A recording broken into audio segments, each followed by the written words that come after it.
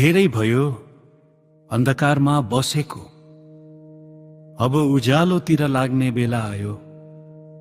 यो कुनै पार्टीको कुरा होइन, यो हाम्रो माटोको पुकार हो।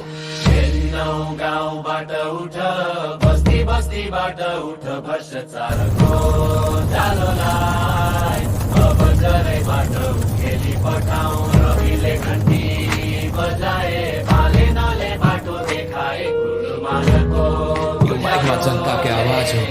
नेपाल मुस्कुराए, इतिहास चलेर राख भएको छ। बस्ती बस्तीबाट उज्यालो, जेनजी पुस्तालाई पिर पर्यो अरे राम्रो लागेन। जेनजी पुस्ता भन्ने छैन कुनै खरिखाने भएको। जेनजी पुस्ताको नाम लिएर जे पनि गर्न पाइन्छ।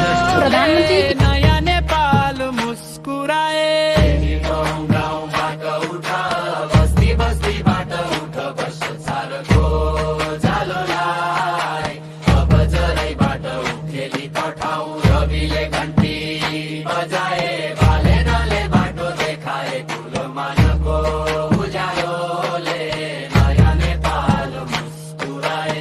हो सुन्न, मैती घरको मण्डलादेखि बानेश्वरको गेटसम्म शहीदको रगतले लेखिएको छ यो जेनजीको स्टेम। 78 सालको पुरानो ढर्रा अब चल्दैन यहाँ। देश बेच्ने दलाललाई अब ठाउँ मिल्दैन यहाँ। सिपाही हामी परिवर्तनको, न त डर छ न त त्रास। सिंह दरबारको कुर्सीमा अब सफा मान्छेको आस। फाइल खोल्दैछन् रविले, नक्सा कोर्दैछन् बालेनले, अध्यारो फाल्दै कुलमा न देश बदल्छौ हामी सबैले।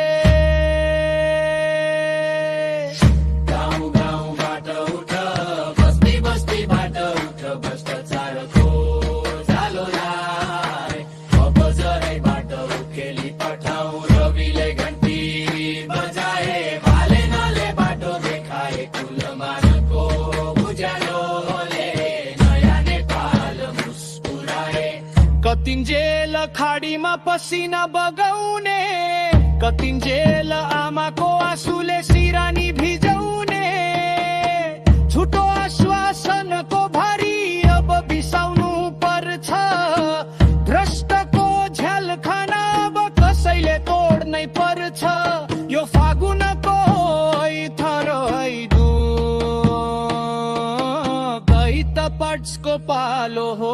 नेपालीको भविष्य अब सबैभन्दा उज्यालो हो।